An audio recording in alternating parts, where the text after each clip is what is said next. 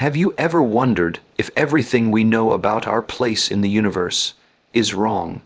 What if I told you that right now you are living inside a cosmic hole, an invisible void stretching hundreds of millions of light years across, and no one ever told you? The stars you see above aren't evenly scattered. They're floating inside a bubble of emptiness, and we are right in the center of it. This isn't science fiction, it's real. Astronomers have confirmed that our galaxy, the Milky Way, sits in a vast, underdense region of the universe. But what does that mean? Why does life exist in the quietest, emptiest place in the cosmos? And could this hidden void explain the strange mysteries of existence itself?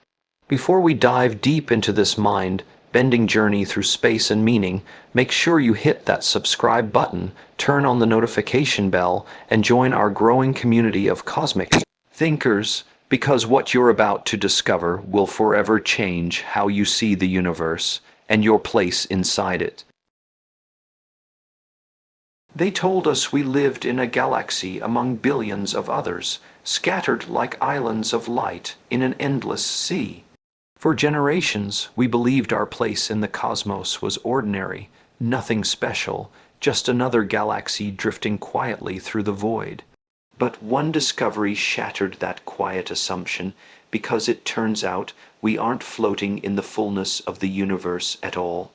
We are living in a region that is strangely, hauntingly empty, a place where galaxies grow sparse, where the fabric of existence seems stretched thin.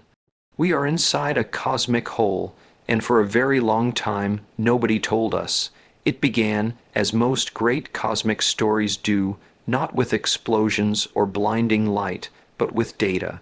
Patterns, numbers that refused to behave. In the early 2010s, three astronomers, Ryan Keenan, Amy Barger, and Lennox Cowie, were studying how galaxies are distributed across the universe.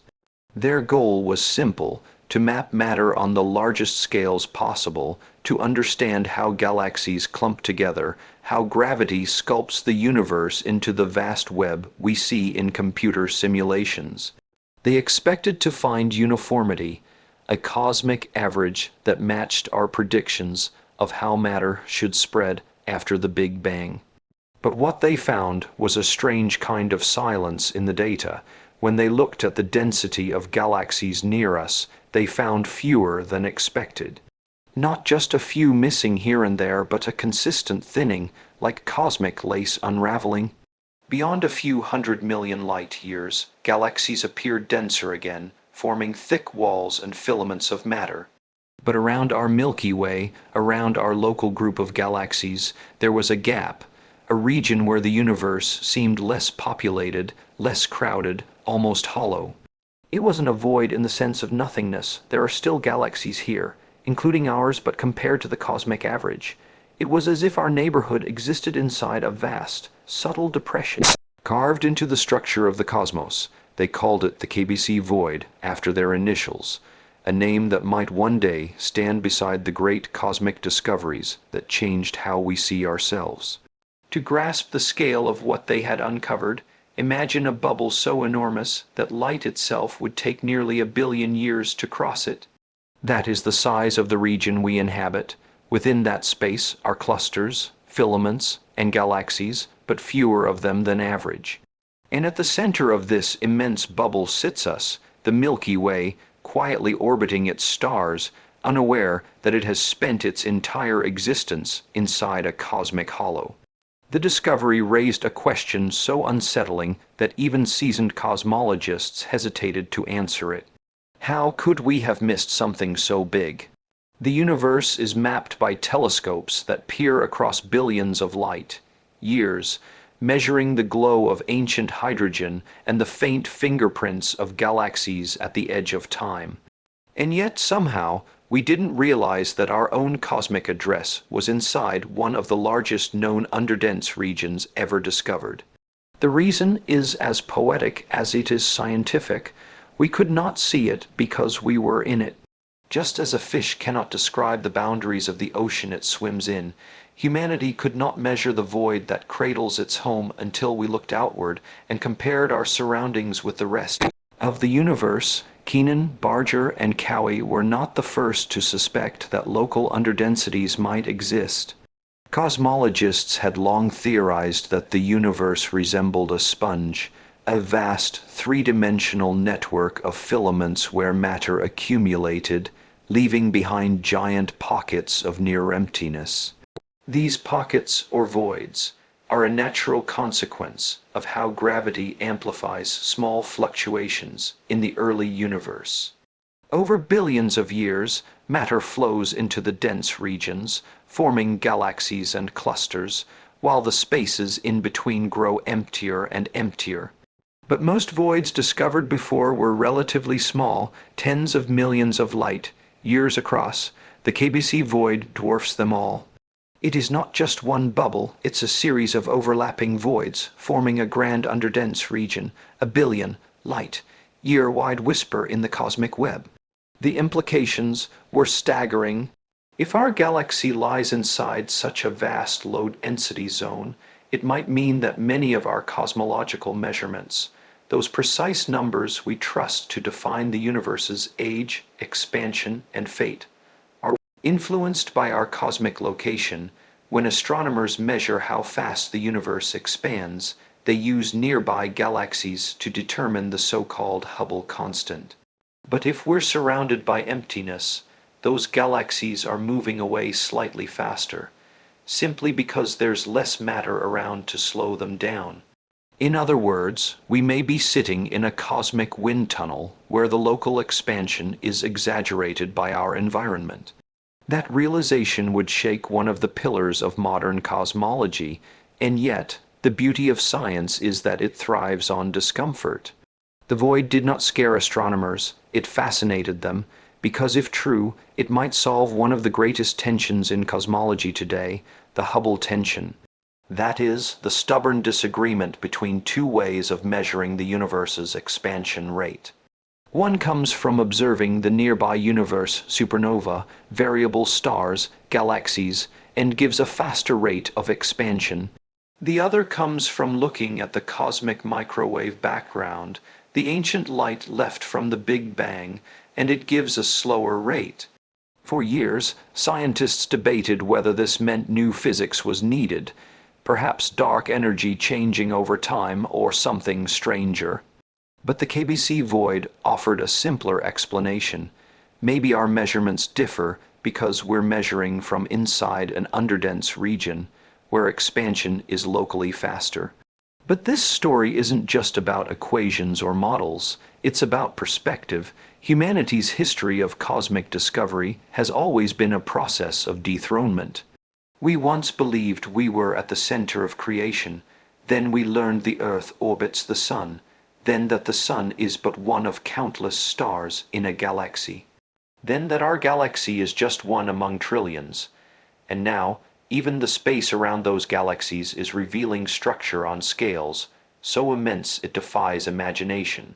Every step we take outward reminds us that we are not at the center of anything, but we are always inside something vast, intricate, and alive. The idea that we live inside a cosmic whole carries a strange beauty.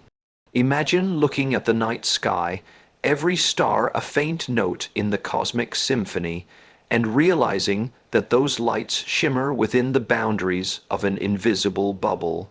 Beyond the reach of our telescopes, the universe grows thicker, richer with galaxies, an ocean of light just beyond the walls of our hollow. Inside this great cosmic hollow, gravity is weaker, expansion faster, matter scarcer, and yet, within it, life emerged. That irony echoes through the universe. Even in emptiness, existence flourishes.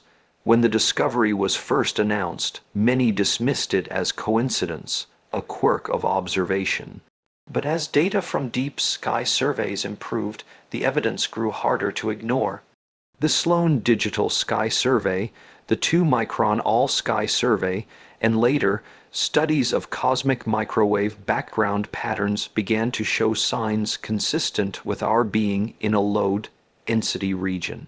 Not perfectly empty, but noticeably lighter than the cosmic average by as much as 20 to 30%.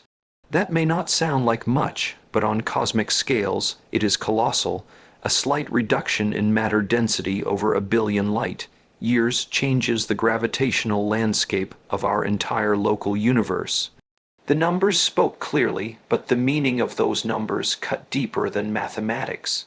They told a story about our place in the cosmos, not as outsiders looking in, but as participants in its structure.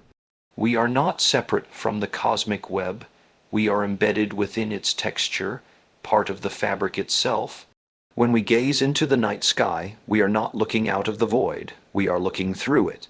Every photon that reaches our telescopes has passed through this underdensity, shaped subtly by its gravitational profile, slightly bent and accelerated by the contours of the whole we call home.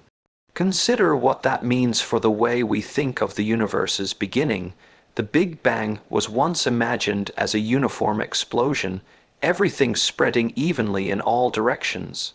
But reality is far more complex. Tiny fluctuations, mere 1, parton 1, hundreds 0, 0, 0 differences in density, grew over time, guided by gravity, into the cosmic web we see today. Some regions gathered matter, forming luminous filaments. Others were left behind emptier, colder, quieter. We live in one of those quieter places. The universe, it seems, is not a perfect tapestry. It's a patchwork, and our patch happens to be one of its subtle, faded corners. There's something humbling in that thought. To know that even as we build machines to peer across time and light, years, even as we decode the origins of atoms and galaxies, we still find ourselves subject to the great architecture of the cosmos. We can measure the universe, map it, name it, but we cannot choose our place within it. The void chose us long before we learned to name it. It shaped the way our galaxies formed, the way matter moved, perhaps even the timing of when stars ignited. Our local cosmic environment, this quiet hollow, might be part of the reason the Milky Way could evolve in relative isolation, without the violent gravitational encounters common in denser regions. In a way, this emptiness may have sheltered us, and yet there's also something eerie about it. To live inside a cosmic hole means that beyond the horizon of our deepest surveys, the universe is fuller, richer, more crowded with galaxies than we can imagine. It's as if we are living in a clearing surrounded by forests of light. We can sense the trees at the edges, but within our clearing, the air is thinner, the sky darker. Perhaps that's why the universe looks the way it does from our vantage point, why we measure certain speeds, certain distances, certain expansions. Because our cosmic clearing shapes every observation we make. The more astronomers studied the KBC void, the more they realized it wasn't an isolated phenomenon. The universe is riddled with such cavities, vast regions where matter evacuated after the Big Bang, leaving behind bubbles surrounded by walls of galaxies. If you could step back and see the universe from far away, it would look less like a random scattering of galaxies and more like a vast honeycomb of light and shadow. Filaments form the bright ridges, voids are the dark spaces between, and we, our Milky Way, our Sun, our Earth, are suspended inside one of those shadows. But to call it a shadow is misleading, because a void is not a place of nothingness, it's simply less. Fewer atoms, fewer galaxies, less gravity.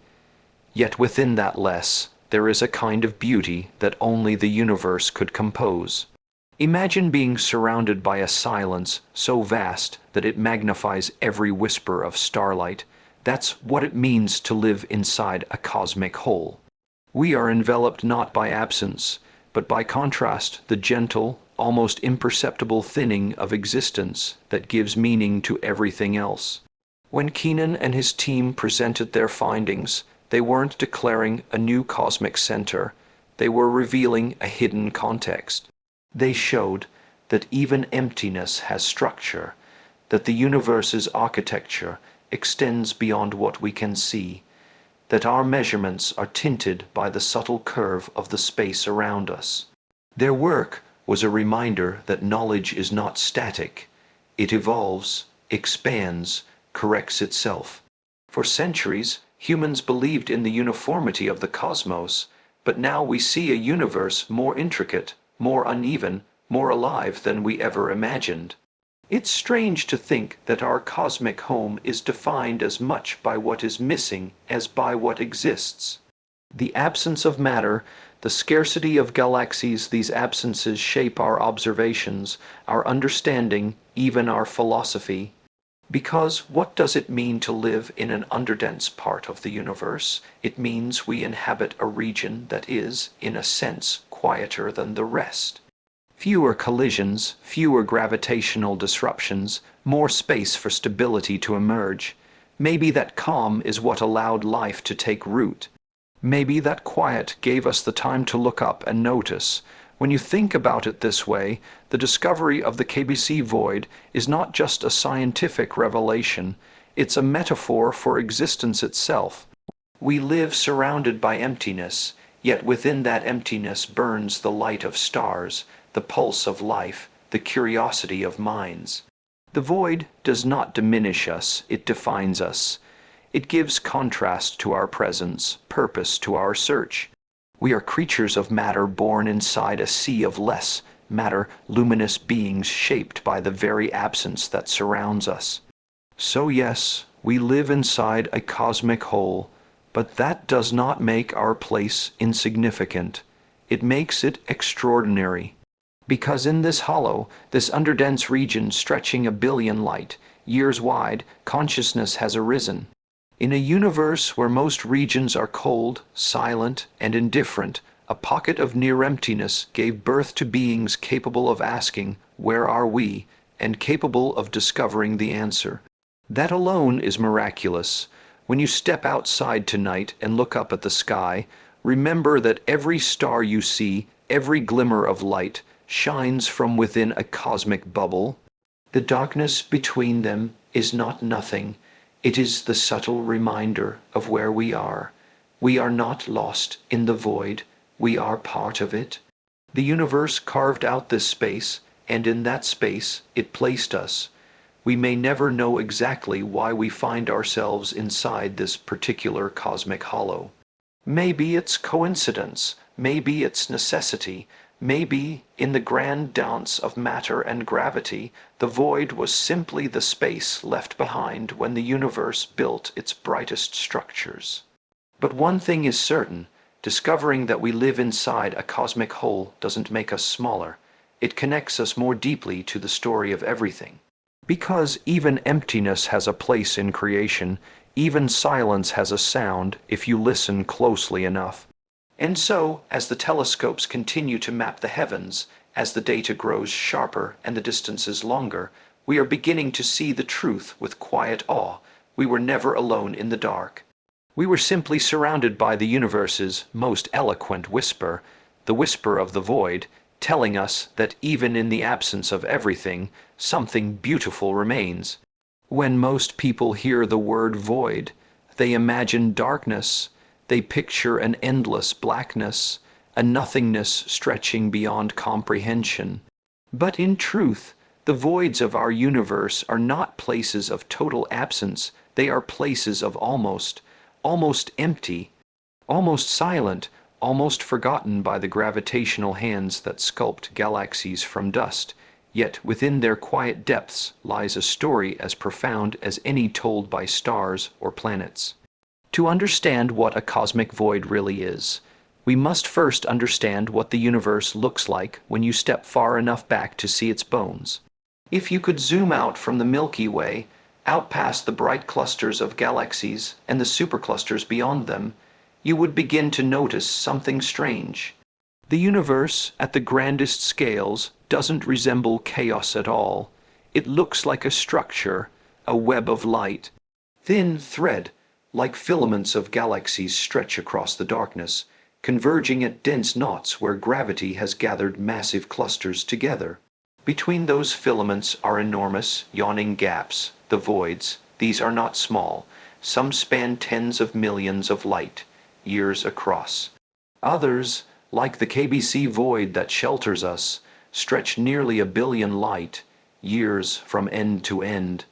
They are the cosmic equivalent of bubbles in a foam, carved out by the relentless movement of matter and gravity since the dawn of time. To imagine how they formed, go back to the first moments after the Big Bang. The universe then was a dense fog of hydrogen, helium, and light. It was nearly uniform, almost perfectly smooth, but not entirely. There were tiny imperfections, quantum ripples that left behind faint fingerprints in the cosmic microwave background. These ripples, slightly denser or thinner patches of matter, became the seeds of everything. Over billions of years, gravity pulled matter from the thinner regions into the denser ones, amplifying the differences. The rich became richer, as the cosmic proverb goes, and the poor became emptier. Matter flowed like rivers, streaming into the gravitational wells that would one day become galaxies, clusters, and filaments. What was left behind, the places that lost matter, expanded, stretching outward into vast, ghostly chambers. These became the voids. So a cosmic void is not an object, it is a process. It is the footprint of gravity's endless sorting of the universe. Where matter gathers, light blooms. Where matter leaves, space expands more freely. Within a void there are still galaxies, but they are sparse and lonely, separated by immense distances. The density of matter inside can be as low as 1/10 the cosmic average. Imagine a space where galaxies are so far apart that entire clusters could drift for billions of years without ever meeting another. That is the reality of a cosmic void, a realm of isolation on a scale that defies human imagination. And yet, these voids are not static holes. They evolve, breathe, and grow. They expand faster than the denser regions because there is less gravity to hold them back. Over cosmic time, the walls that define them, the filaments, move outward, making the voids larger and emptier still. The voids push against one another, reshaping the geometry of the universe like bubbles merging in a cosmic foam. Each one carries a history of the matter that once flowed through it, a silent record of gravity's great migration. The universe, in this sense, is not a perfect web frozen in time. It is alive, changing, and the voids are its quiet heartbeat. To an observer inside one, the view would be hauntingly beautiful. From within a void, the night sky would not vanish, but the galaxies would appear farther apart, dimmer and fewer. You would see the cosmic walls far away, shimmering faintly where clusters of galaxies trace the boundaries of the bubble. It would be like standing in a vast desert, seeing distant mountains at the horizon, but knowing that between you and them lies emptiness. And yet, even here, stars are born. Even here, galaxies spin. Voids are not absolute. They are the gentler spaces in a universe of violence, where gravity's grip loosens, where cosmic evolution slows, and where time stretches a little longer between encounters. Scientists map these voids using the same galaxies that barely populate them. By measuring their redshifts, the way their light stretches as they move away, they can reconstruct the 3D architecture of space. And what they find is astonishing. The cosmic web is not random. It has structure, rhythm, and scale.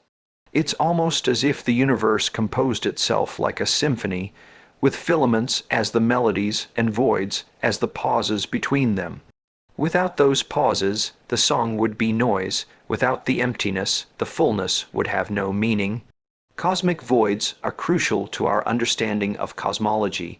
They serve as laboratories for testing the laws of physics in conditions nearly free of gravitational interference.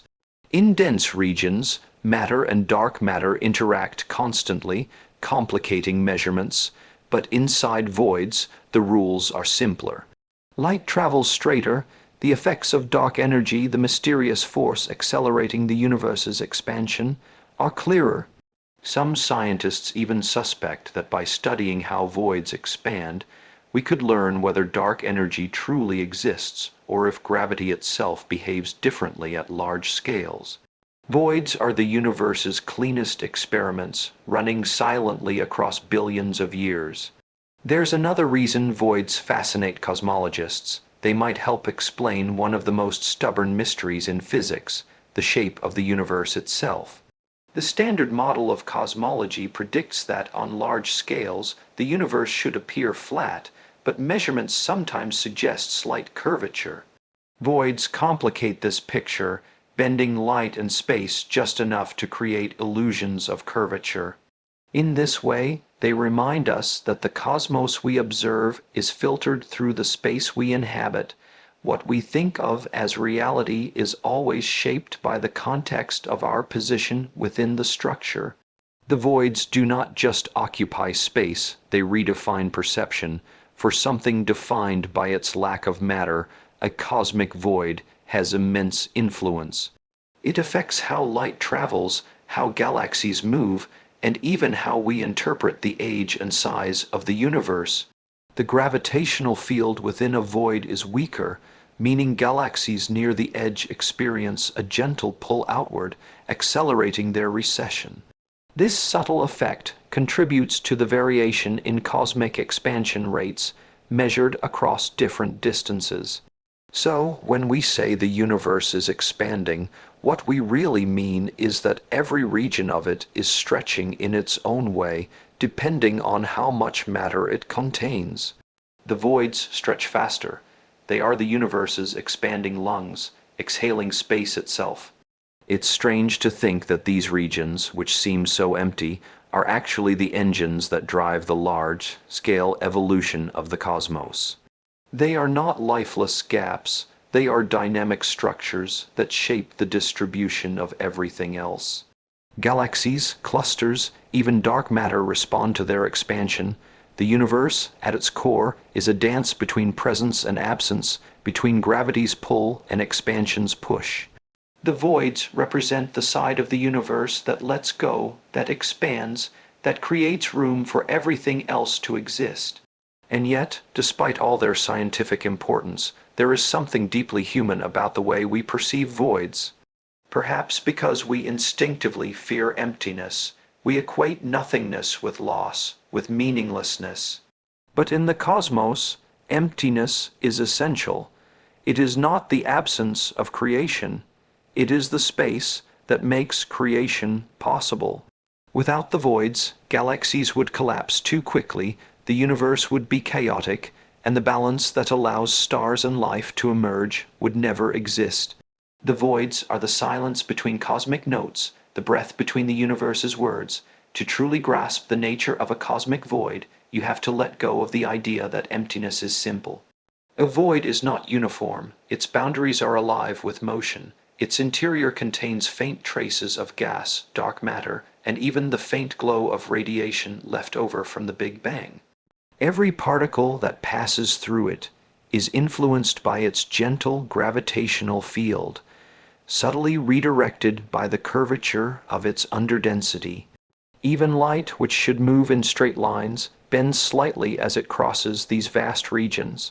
The voids lens the universe in reverse. They make distant galaxies appear smaller and dimmer instead of larger and brighter. In this way, emptiness itself becomes a mirror that distorts the visible universe. Astronomers use computer simulations to recreate these structures, mapping billions of particles of dark matter over cosmic time. In those simulations, you can watch voids form like bubbles in boiling water. At first, they are tiny, scattered across the uniform early universe. Then, as gravity gathers matter into filaments, the voids swell, they merge, they collide. Each merger creates a larger bubble, surrounded by increasingly complex networks of walls and filaments. By the present day, the universe resembles a cosmic sponge, dense ridges of matter enclosing enormous pockets of near emptiness. It's a structure that is both chaotic and ordered, like frost patterns on glass. And here's the astonishing part. These voids occupy most of the universe's volume. When you look at the cosmic web, the bright filaments and clusters, the places where galaxies shine, make up less than 20% of all space. The remaining 80% is void. That means the universe is mostly made of emptiness. The stars, the galaxies, the brilliant fireworks of light that fill our telescopes, they are the exceptions, not the rule. We are the bright dust suspended in the vast breath of nothing. The more we learn about voids, the more they seem to echo something fundamental about existence itself. They are reminders that space is not a static backdrop. It is an active participant in creation. The universe is not built on matter alone. It is built on the relationship between matter and the absence of it. It is that contrast that gives rise to form, movement, and time. In philosophy, we call it duality, the balance of being and nothingness. In cosmology, we call it structure formation, but in both, the truth is the same. Nothingness is not nothing. It is the condition that allows everything to be. Perhaps that's why living inside a cosmic void feels strangely poetic. We are beings of light and matter, yet our home is defined by its lack of both. It's as though the universe placed us inside its own pause, a quiet chamber from which we can observe everything else. The void doesn't isolate us, it grants us perspective. Just as silence allows music to breathe, emptiness allows us to see the fullness of creation. Maybe that's why humanity looks to the stars and wonders. Maybe the reason we search for meaning in the cosmos is because we were born surrounded by emptiness, and we've been trying to fill it ever since, with stories, with exploration, with understanding. In the end, a cosmic void is not a hole to be feared, but a space to be understood. It is the universe's most eloquent paradox, emptiness, that gives birth to meaning, darkness that defines light, silence that reveals sound. Every galaxy, every star, every atom owes its existence to the quiet spaces that allowed gravity to do its work. The voids are not the opposite of creation, they are its foundation. So the next time you look up at the night sky and feel small beneath the stars, remember this: you are not standing at the edge of nothing. You are standing within one of the universe's greatest masterpieces, a vast, expanding canvas of near emptiness that makes all the light possible. The voids are not the places where the universe forgot to paint, they are the spaces that give the painting its shape. We live inside one of these voids, carried along by its expansion, cradled by its silence. And in that silence, a remarkable thing has happened. A species arose that could name it. We looked into the darkness, and instead of turning away, we asked, "What are you?" And the void, in its quiet, infinite patience, whispered back, "I am the space that lets you see the stars." We like to think of ourselves as observers of the universe, standing outside of it somehow, gazing upon it from a place of clarity. But we are not outside, we are inside it, woven into its fabric, shaped by its geometry, blinded by its scale. We look out at the stars and call what we see the universe, yet everything we measure, everything we conclude, everything we think we know is filtered through the lens of where we are. Perspective is not just a matter of direction, it's a condition of existence, and when we discovered that we live inside a cosmic void, that truth became impossible to ignore. For more than a century, we have tried to measure the universe, its size, its age, its expansion rate with a confidence that bordered on arrogance.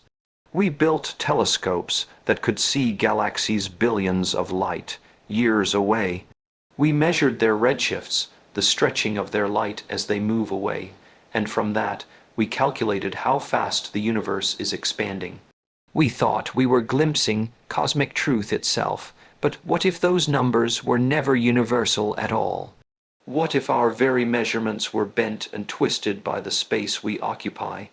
What if, without realizing it, we've been reading the universe through a funhouse mirror, a mirror carved by the vast emptiness of the KBC void surrounding us? To understand how this could be, we have to talk about something called the Hubble constant. It's one of the most important numbers in cosmology because it defines the expansion rate of the universe. The higher the Hubble constant, the faster the universe is expanding. Astronomers measure it by observing galaxies and supernova and comparing their distances with how much their light has been stretched by cosmic expansion. It's a simple concept. The farther away a galaxy is, the faster it moves away from us. Plot enough of these measurements, and you get a slope, a number that tells you how fast the universe is growing. That's the Hubble constant, but there's a problem. When we measure it using the galaxies near us, we get one number. When we measure it using the oldest light in the universe, the cosmic microwave background, we get another. And they don't match. The difference isn't small, it's significant enough to shake the foundations of modern cosmology.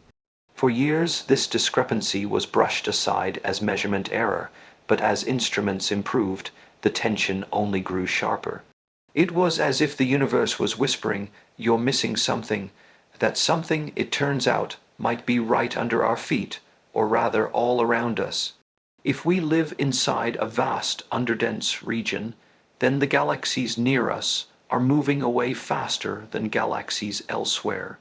Why? Because there's less matter around to slow them down. The local expansion is faster, while the expansion outside the void, where the universe is denser, is slower. When we measure nearby galaxies, we're measuring this locally accelerated expansion and assuming it represents the universe as a whole. But it doesn't. It's as if we were standing on a hill where the wind blows stronger and assuming that wind speed is the same everywhere on Earth. Our local void distorts our view of the cosmic weather. This is the danger of perspective. The universe does not grant us a neutral vantage point. Every observation we make is colored by where we are and when we are. Even light itself, our main messenger from the cosmos, is altered by the journey it takes to reach us. It travels through vast stretches of space-time, bent by gravity, stretched by expansion, shaped by the voids and filaments it crosses. When it finally reaches our telescopes, we read its story, not realizing that parts of it were edited by the universe's structure. The cosmic void we live in is not just an empty background, it's a lens that warps reality itself.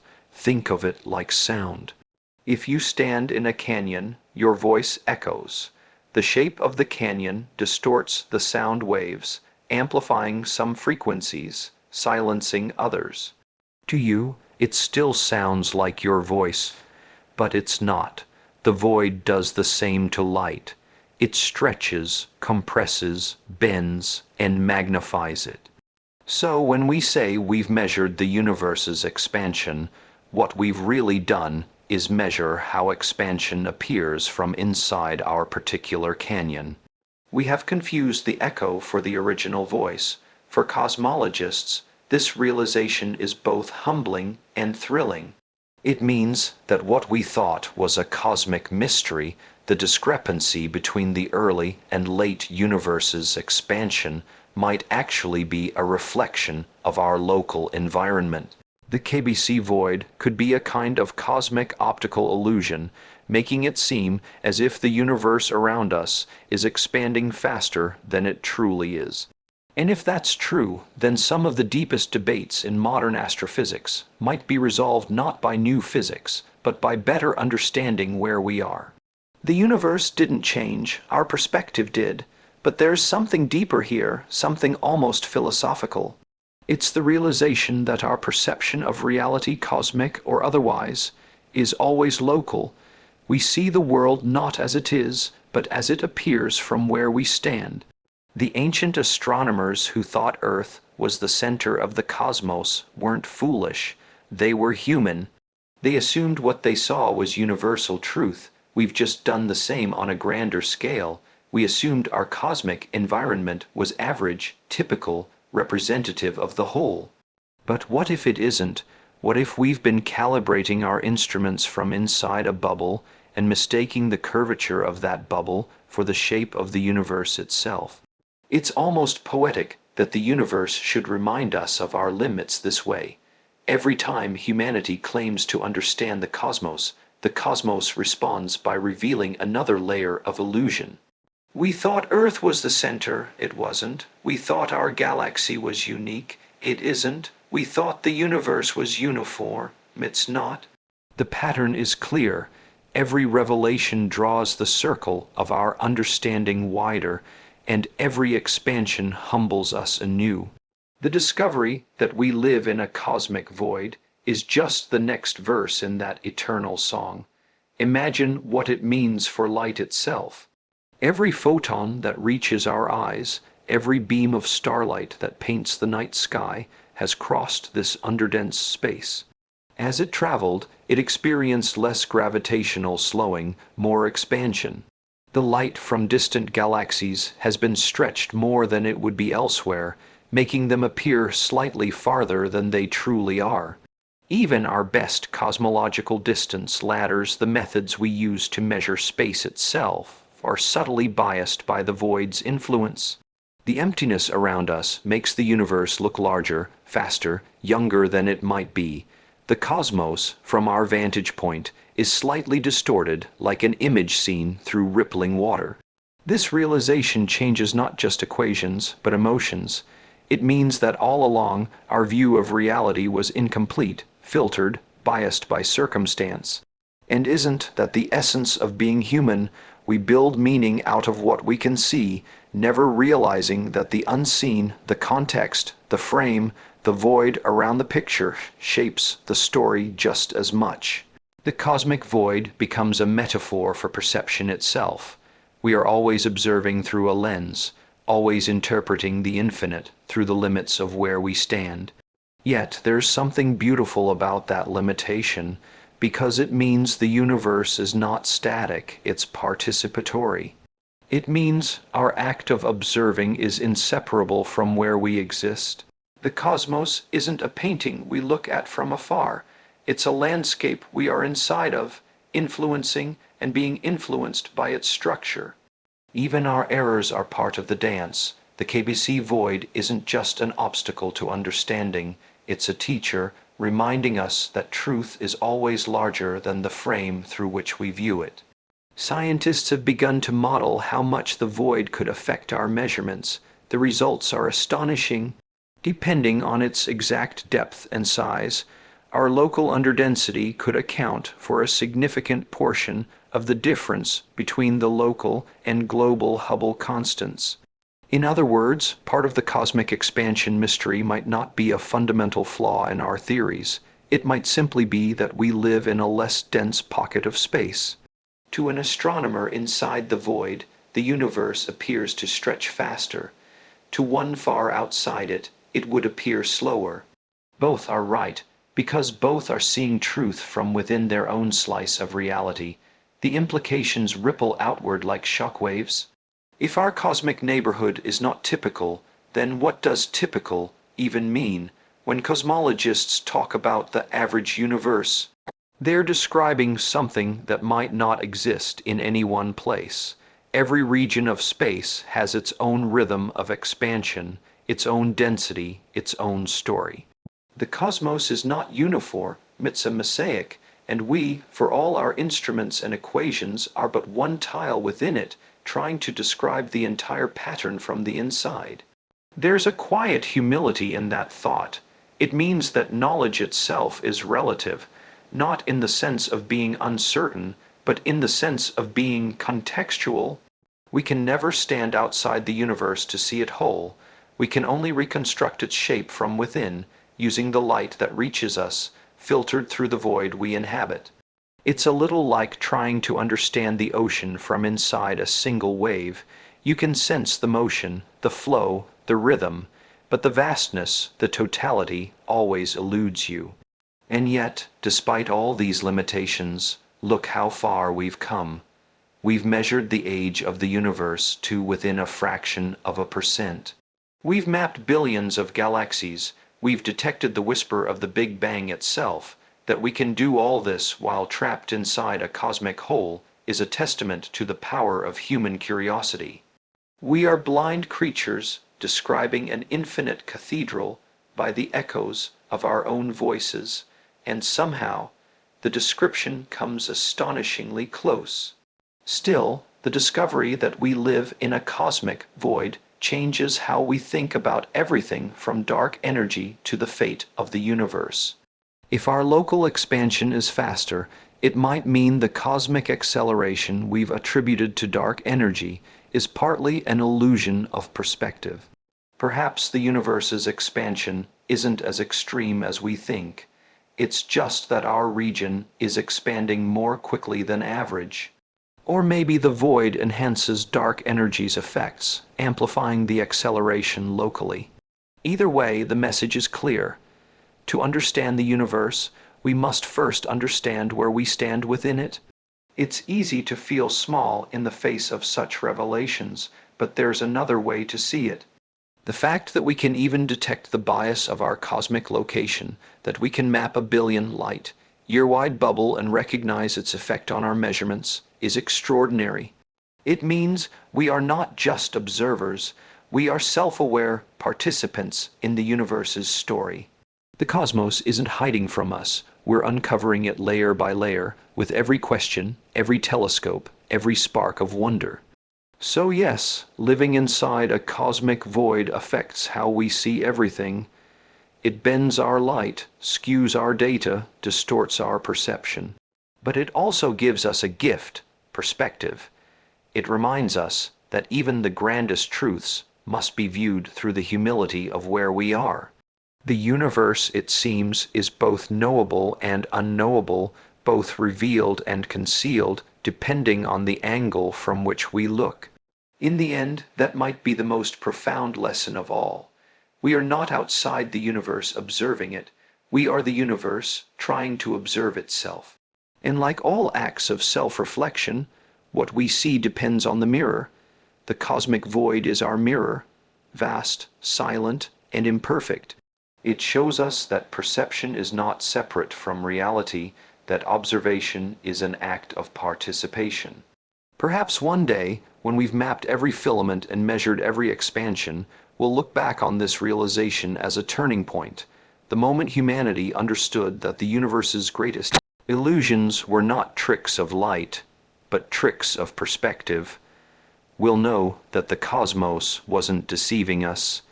It was inviting us to see more deeply. Until then, every telescope we build, every equation we test, is one more attempt to see through the walls of our bubble, to reach beyond the boundaries of our perception.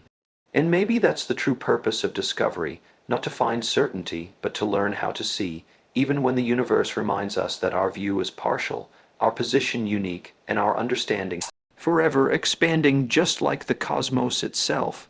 We often believe that when we look up at the night sky, we're gazing into some grand, objective truth, an untouched reality that exists beyond the reach of human bias. But the truth is far more unsettling. The cosmos we see is not the cosmos as it is, but the cosmos as it appears to us. Our perspective, our position, our limitations, they shape everything we perceive. The very act of observation bends the universe into a form we can grasp. And what's even more haunting is this: the illusion is so perfect, so vast, that for most of our history, we never knew it was an illusion at all.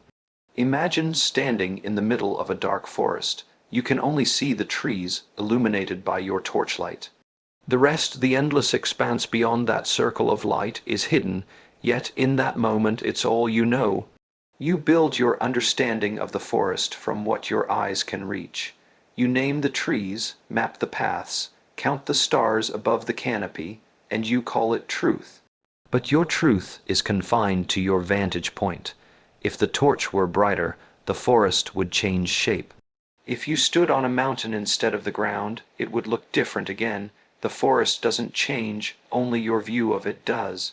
That's how it is with the universe. When astronomers discovered that the Milky Way sits inside a massive cosmic void, they didn't just find an empty region of space, they found evidence that our perception of the universe is deeply biased by where we exist within it. It's not that we've been wrong, it's that we've been provincial.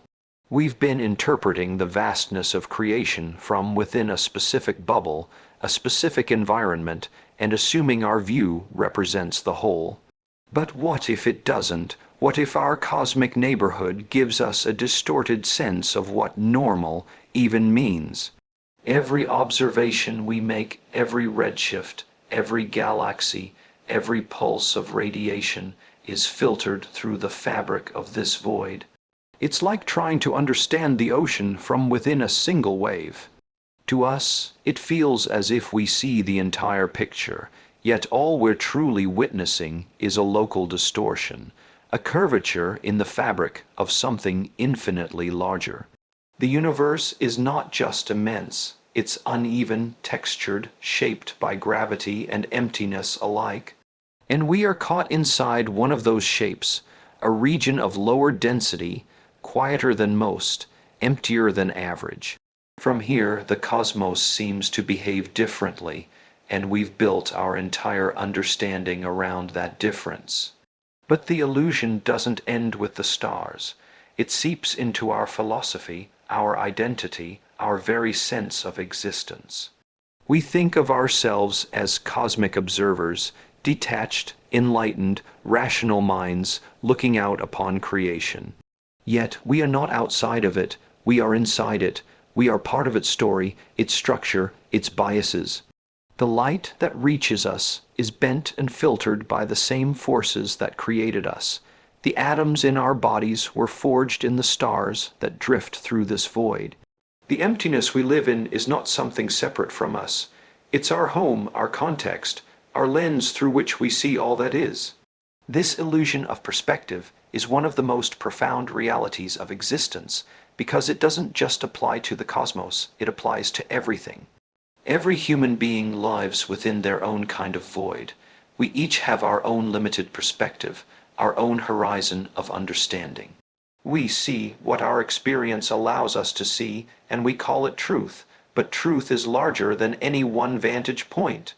Just as the universe looks different from different corners of space, life itself looks different from different corners of consciousness.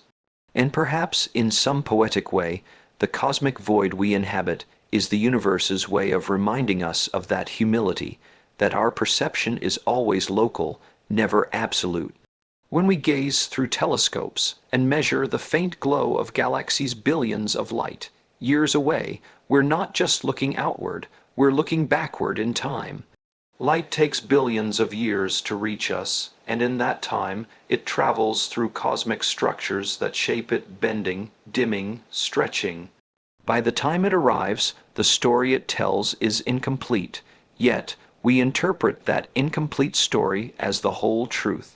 We map the universe from these fragments of light, building a model of reality from what survives the journey. And even that model, as beautiful as it is still drawn from the center of our void. It's easy to forget that the universe doesn't look the same from every point. If we could somehow teleport to another galaxy, billions of light years away, and look back toward the Milky Way, the entire cosmic tapestry would appear rearranged.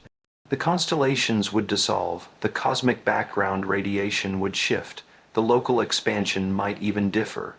There is no single universal view of the universe, only local versions of it, each colored by perspective. The idea of an objective cosmos, one that looks the same from everywhere, is more a product of human longing than of cosmic truth. This, perhaps, is the ultimate illusion, that we can stand outside the universe and see it as it truly is. The truth is that we are immersed in it. We are observers made of the same material we observe. Our instruments are extensions of our senses, our equations extensions of our minds.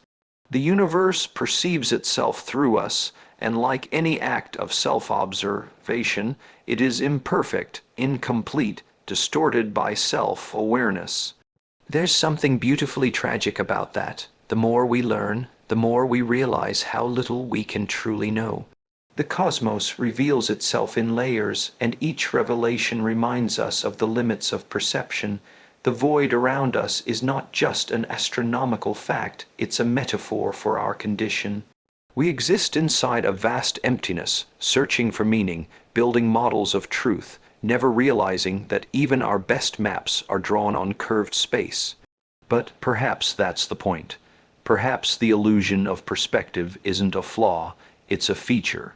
Maybe the universe designed itself this way, to be known only in fragments, to reveal itself differently from every position. Maybe truth, cosmic or otherwise, isn't something to be seen from above, but something to be experienced from within.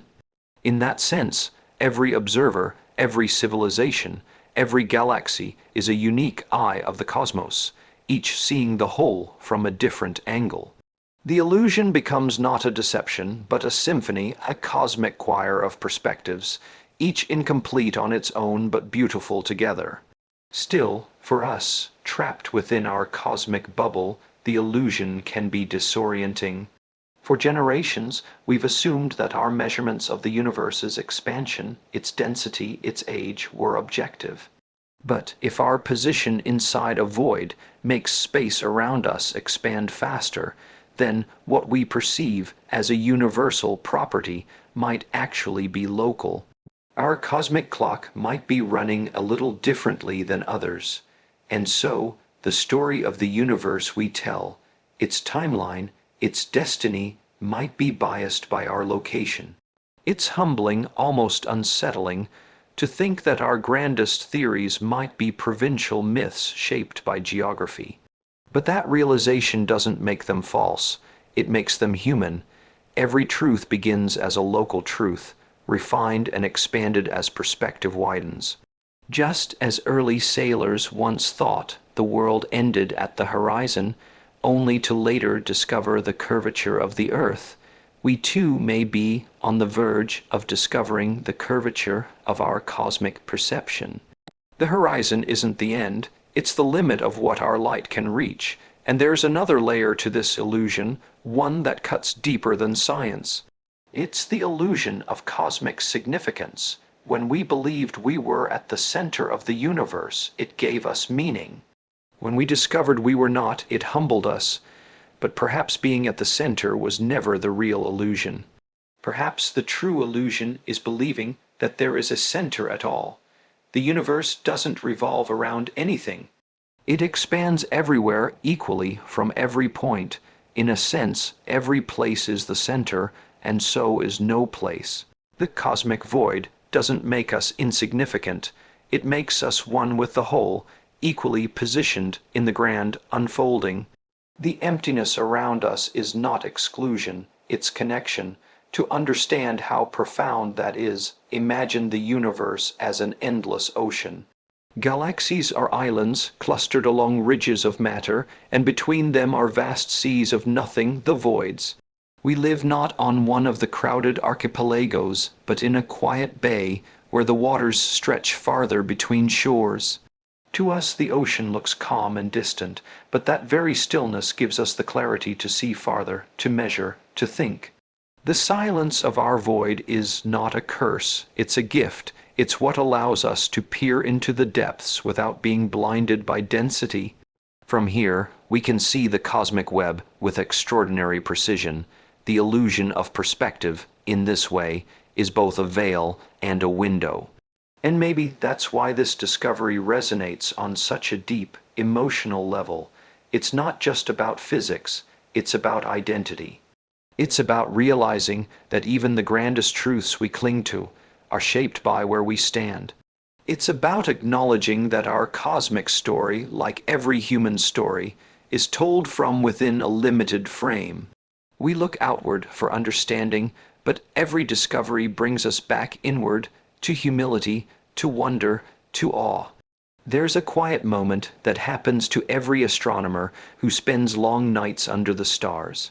It's the moment when you realize that all those galaxies, all that light, all that distance, it's not just out there, it's part of you. The atoms in your body were forged in the same stars, whose light now crosses the void to reach your eyes. You are the universe looking at itself from within, and in that moment, the illusion of perspective becomes something sacred. You stop wanting to see the universe as it really, is and start marveling at the miracle of seeing it all. The illusion, after all, is not deception, it's intimacy. The fact that our view is biased means we're woven into the cosmos, not separate from it. The void around us shapes our sight, our science, our sense of scale. It reminds us that truth is always relational, between light and darkness, between observer and observed, between knowing and mystery. So yes, we live inside a cosmic void. Yes, it distorts our perception of the universe, but that distortion is also what makes perception possible. Without the void, we might never have developed the clarity to see the universe's faintest whispers. Without our isolation, we might never have felt the longing that drives us to explore. The illusion of cosmic perspective is not an obstacle to truth, it is the path through which truth is revealed.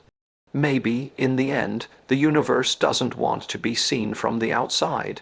Maybe it wants to be experienced from within, piece by piece, moment by moment, through the eyes of countless beings scattered across time and space.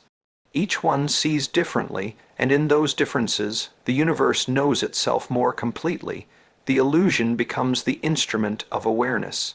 And perhaps that's the final beauty of it all, that our view, limited and local as it is, still allows us to glimpse the infinite. We may never see the universe as it truly is, but through the veil of our perspective, we see enough to feel its pulse, its majesty, its mystery. We see enough to know that we belong to it. The cosmic illusion doesn't make us blind, it makes us part of the story. And that in itself is the most profound kind of truth there is. In the grand theater of the cosmos, emptiness reigns supreme.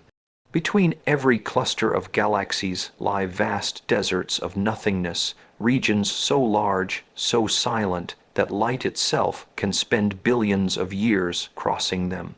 We live in one of those deserts inside an enormous cosmic void, a bubble nearly 1 billion light years wide.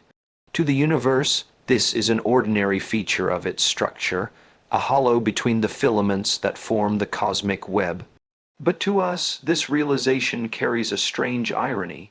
Against all odds, against every statistical expectation, life arose here in a cosmic hole, surrounded by near-total emptiness. When you look up at the night sky, every star you see, every galaxy we've ever mapped, represents the rare places where matter gathered enough to ignite light. But those lights are exceptions, flickering in a darkness that stretches endlessly. More than 90% of the universe's volume is void, not just empty, but almost achingly so. In that context, the fact that we exist here, that we breathe, that we think, that we ask why, feels like a defiance of the universe's own nature. Inside our void, matter is sparse, galaxies are fewer and farther apart, gravity is weaker, the cosmic density is lower. And yet, within this cosmic silence, the Milky Way spun itself into being, stars ignited, and among one of those stars, a small rocky planet bloomed with life. It's almost poetic, the idea that creation could thrive inside emptiness, that meaning could emerge from a place so void of matter that it might as well be called the universe's hollow heart. We often imagine life as something that needs abundance, light, warmth, richness, connection. But the universe seems to have a different rule. Life appears wherever there is stability, even if that stability lies within emptiness. Our galaxy, nestled inside this vast cosmic void, may have been protected by it. The reduced gravitational chaos around us might have allowed the Milky Way to evolve quietly, without the violent collisions that plague denser regions. Perhaps our cosmic solitude was the cradle, not the curse. Perhaps we exist precisely because we are surrounded by so little. Think about that for a moment, that our very existence could be the product of cosmic isolation. This same emptiness that seems desolate from afar might have been what kept us safe long enough for consciousness to rise. In the bustling intersections of the cosmic web, galaxies collide constantly, their structures ripped apart, their stars hurled into intergalactic space. But here in our quiet void, time moves gently, galaxies drift without frequent disruption, stars live and die in relative peace. And in that peace, planets have the luxury of stability. Evolution needs patience, billions of years of unbroken calm. Our void gave us that, so when we say we live inside a cosmic hole, it's not a statement of insignificance, it's a revelation of fortune. The universe didn't place us in the middle of abundance. It placed us in the middle of stillness, and from that stillness, complexity emerged. It's as if the cosmos itself whispered, life needs silence to grow. The concept of thriving amid emptiness isn't just astrophysical, it's existential. It speaks to the nature of life itself. From the microscopic to the cosmic, life has always found ways to carve meaning out of nothing. A single cell dividing in the dark ocean, a sprout pushing through barren soil, a human being reaching for purpose in a vast, indifferent cosmos, all of these are reflections of the same law. Life is the universe's rebellion against emptiness, but it's more than rebellion, it's balance. The void may be empty of matter, but not of potential. Every cubic meter of space hums with quantum fluctuations, with virtual particles appearing and vanishing in an instant. Emptiness, on the deepest level, is never truly empty. It's the canvas of creation, the silence upon which the music of existence is written. And we are that music, born from the quiet background hum of infinite space. When astronomers discovered that our galaxy resides in the KBC void, it raised new questions about what normal really means. For decades, cosmologists assumed the universe was homogeneous, roughly the same everywhere on large scales. But here we are, sitting in an underdense region, not average, not typical, yet undeniably real. The cosmos doesn't seem to care about our definitions of normality. It just is, and in that simple being it allows infinite variations. Emptiness and fullness, chaos and calm, density and void all coexist as part of one seamless fabric. And within that fabric something miraculous happened. Atoms gathered, fused, and became stars. Those stars exploded, seeding heavier elements into space. From those ashes, planets formed, and from those planets, life emerged. Step by step, the universe took its nothingness and transformed it into awareness. The same vacuum that stretches between galaxies also fills the spaces between the atoms in your body. You are literally made of the void, structured emptiness, animated by energy, organized by cosmic laws. The space that separates you from the stars is the same space that lives within you. You are the void come alive. It's easy to think of emptiness as absence, as something lacking, but the universe tells another story. The void is not the absence of creation, it's the condition that makes creation possible. Just as a painter needs a blank canvas, just as music needs silence between notes, the universe needs emptiness to give shape to its forms. Without the void, there would be no galaxies, no stars, no contrast, just uniform chaos. It's the emptiness that defines the structure. So maybe the cosmic void isn't a hole we've fallen into. Maybe it's a sanctuary. The quiet of our cosmic neighborhood might have been the very reason the Milky Way could nurture life long enough for intelligence to wonder about its own existence. The darkness isn't our enemy, it's our origin. In human life too, we often find that meaning grows out of emptiness. The moments when we feel lost, alone, unseen, those are the same moments that shape us, that force us to reach inward and create light. The universe mirrors that truth on a grand scale. Out of cosmic loneliness came creation, out of vast emptiness came awareness. Out of a billion light-year void came you thinking, breathing, dreaming inside a galaxy that learned to speak the language of stars. Some physicists even suggest that being in a void might subtly influence the conditions for life, perhaps even the rate of cosmic expansion, the balance of dark energy, the distribution of matter. If the void expands slightly faster, then the local temperature, radiation levels, and cosmic background could all vary in small but significant ways. Maybe these tiny differences set the stage for a calmer cosmic environment, a universe just gentle enough to sustain fragile life forms. Maybe the void isn't just where we are, maybe it's why we are. There's a quiet beauty in the idea that life doesn't need fullness, it only needs potential. Every flower that grows from barren soil proves it. Every human who finds hope in despair embodies it. The cosmos itself reflects it. It doesn't matter how empty the universe is. What matters is what happens in the places where light still burns. And those places, however few, are enough. The void, then, becomes not a symbol of absence but of possibility. It is the space in which the universe dreams. Galaxies drift like sparks in a vast, dark ocean, each carrying the potential for life, for thought, for meaning. We are one of those sparks flickering against a background of eternal silence, and yet, what a powerful flicker it is! It reaches across the ages, across the vacuum, across the infinite cold, and it says, I exist, I see, I wonder. If you listen closely, you can almost imagine the universe responding. Because life, in its simplest definition, is the cosmos becoming aware of itself. It's the void realizing it isn't truly empty. It's the dark learning to see its own light. When we gaze into the night sky, we are not staring into nothing, we are looking at the mind of creation, unfolding in time. We are the universe looking back at itself through conscious eyes, and yet, how easily we forget this miracle. We look at the darkness and feel fear. We equate emptiness with insignificance, as if meaning must come from abundance. But the universe disagrees. It placed us in the middle of a cosmic void, the quietest, loneliest part of the cosmic web, and still it gave us everything. Stars to guide us, light to warm us, minds to understand, hearts to feel awe. The void is not our isolation, it's our invitation.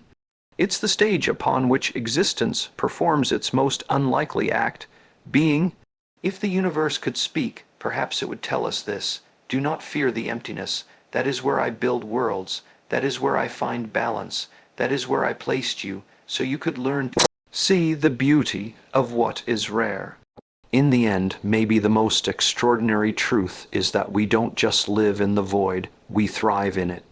Our technology, our art, our science, our love, all of it is born from the same pattern, life reaching into silence and creating meaning. The galaxies that formed in this underdense region didn't lament the lack of neighbors. They burned brighter for it. The Milky Way didn't shy away from the emptiness. It spun faster, forged heavier elements, and built worlds. And among those worlds, one learned to wonder, one learned to ask, why here? Why now? Why us? Those questions are not accidents. They are the echo of the void asking itself what it means to exist, and we fragile, luminous beings inside a bubble of emptiness are the answer. So when you look up at the stars tonight, remember this: we are not lost in the void, we are the light inside it. We are the proof that emptiness is not the end but the beginning. We are the song the silence made possible. The universe may be vast, cold, and silent, but inside that silence, something miraculous happened. The void dreamed, and the dream was life. And that dream, your heartbeat, your breath, your awareness, is the universe's way of reminding itself that even in infinite emptiness, beauty finds a way to bloom. There's something hauntingly beautiful about realizing that we live inside a cosmic void. It challenges everything we've been taught about meaning, about significance, about where we fit in this endless expanse of existence. For centuries, humanity has looked to the heavens searching for purpose, the stars, the galaxies, the infinite, all whispering to us that we are small. But what if smallness isn't insignificance? What if it's intimacy with the universe itself? What if the void is not a cruel emptiness, but the quiet place where meaning is born? We are surrounded by nothing, billions of light, years of emptiness stretching in every direction. Yet within that emptiness, here we are alive, breathing, thinking, capable of love and fear and wonder. The paradox of existence is this: the less there is, the more precious what remains becomes. The more the universe stretches into silence, the more miraculous our single heartbeat sounds. Meaning is not erased by the void, it's defined by it. When the ancients looked up, they saw mystery. When we look up today, we see equations. We've mapped the stars, traced the light, measured the distances. But somewhere in the pursuit of knowledge, we mistook data for understanding. We began to believe that because the universe is vast and indifferent, it must also be meaningless. But that's not what the cosmos teaches. The void does not say, "You are nothing." It says, "You are rare." It says, "You are the exception." It says, "You are the light in my infinite darkness." Every human being carries that cosmic truth, though most never recognize it. We live as if we are separate from the universe, small beings trapped on a rock orbiting a star. But that's an illusion. You are not in the universe. You are the universe, expressing itself as consciousness. Every atom in your body was forged in the heart of a star that burned its life away billions of years ago. You are the residue of cosmic fire cooled into thought. The void didn't abandon you, it built you, patiently, over eons. You are the voice of the void, given form and awareness. To live inside a cosmic whole, to exist in an underdense region of the universe, is to live in contrast between being and nothingness, between presence and silence. That contrast is where all beauty comes from. A song without silence is noise. A canvas without emptiness is chaos. A life without stillness is confusion. The universe built itself upon contrast, and the void is half of its art. We are the other half, the consciousness that sees it, names it, feels it, and gives it meaning. It's humbling to think that we are surrounded by 8 billion years of unfolding time, and yet everything that makes us human happens in moments. A breath, a glance, a heartbeat, a memory. We measure existence in seconds, while the cosmos measures it in eons. But both scales matter. The universe may be infinite, but your awareness is what gives it purpose. Without you, there is no wonder. Without wonder, there is no meaning. Without meaning, the universe is just machinery, cold, silent, mechanical. It's only through human eyes that it becomes beautiful. So what does it mean to live inside a void? It means to recognize that the silence around us is not emptiness, it's potential, it's space for meaning to grow. Just as a seed needs soil, meaning needs the void. We find purpose not because the universe tells us what it is, but because it refuses to. In that refusal, we are free to define our own. Maybe that's the greatest gift the void has given us, freedom. Freedom to create, to imagine, to love, to choose. If the universe were crowded with meaning, if it spoke to us clearly, there would be no room left for discovery. But the silence leaves a question mark, and humanity exists to answer it. Every story we tell, every song we write, every discovery we make is an attempt to speak back to the cosmos, to fill its silence with our voice. There's an ancient loneliness in the stars, one that every soul feels in quiet moments. That feeling, the ache when you look at the night sky and realize how small you are, that is not despair. It's recognition. You're feeling the universe's own awareness of itself, reflected in your mind. The void is not outside of you, it's inside of you. The same silence that fills intergalactic space fills the spaces between your thoughts. The same darkness that stretches between galaxies lives behind your closed eyes. And the same light that burns in distant stars flickers behind them. You and the cosmos are not two things, you are one, split for the sake of experience. Our existence inside this cosmic bubble also teaches us something profound about humility. The universe is not centered around us, and it never was. But meaning doesn't require centrality, it requires consciousness. The Earth is not the center of the cosmos, but it is the center of our awareness. The void doesn't make us less significant, it makes our awareness infinitely valuable, because in all that emptiness, awareness is rare. Life is rare, love is rare, and rarity is meaning. Imagine a painter standing before a blank canvas. To the untrained eye, the emptiness looks meaningless, a void of color, a nothingness, but to the artist, it's the beginning of possibility. Every great act of creation begins with nothing. The universe is no different. The void is its canvas, and existence is its art. You are one of its brushstrokes, fleeting, vibrant, unrepeatable. There's a certain peace that comes when you understand this. You stop demanding the universe explain itself to you, and you start participating in its mystery. You stop fearing the silence, and you start listening to it. Because somewhere in that silence, something speaks, not in words, but in feeling. It's the same voice that guided the first star to ignite, the same rhythm that beats in your chest. It says you are part of everything, and everything is part of you. Philosophers have long tried to define existence, to name what it means to be alive in a universe that seems so indifferent. But maybe the answer isn't found in words or equations. Maybe it's found in awe. When you look up at the night sky and feel that ache of wonder, that's the truth. That's the moment when you and the universe meet, the moment when the infinite recognizes itself in the finite. We are the witnesses of the void. The cosmos created life not out of necessity, but out of desire, the desire to be seen, to be known, to be felt. The void wanted to understand its own beauty, so it created eyes that could see stars, hearts that could feel love, and minds that could imagine eternity. You are that desire fulfilled. The universe looks at itself through you and finally understands what it means to exist. So what is our place inside this cosmic whole? Maybe it's not to escape it, not to fear it, but to illuminate it, to make the darkness meaningful by existing within it. We may be small, but our awareness stretches farther than light ever could. Light reveals form, but awareness reveals meaning.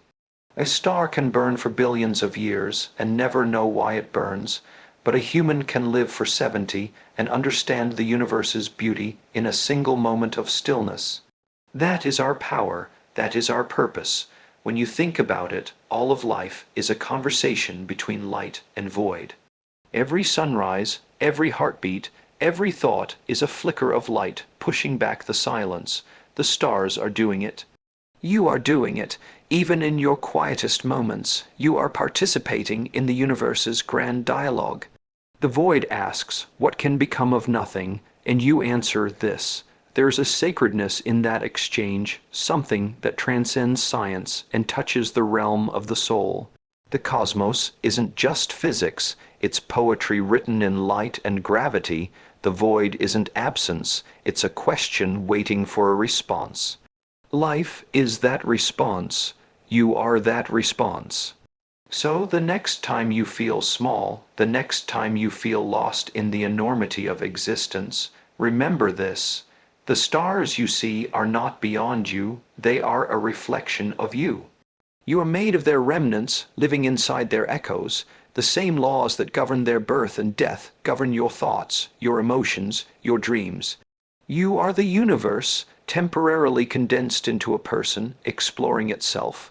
Perhaps that's what the cosmic void is really about, not isolation but intimacy. Not emptiness, but invitation.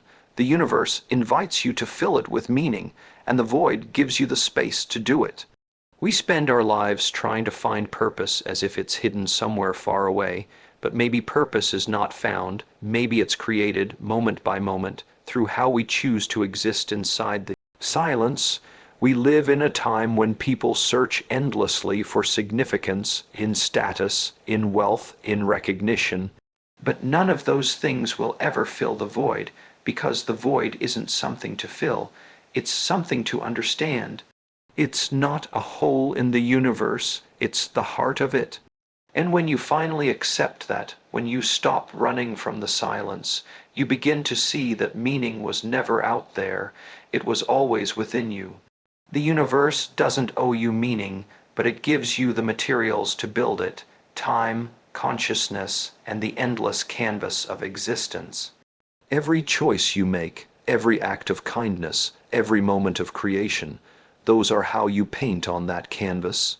Meaning isn't a discovery, it's an act of creation.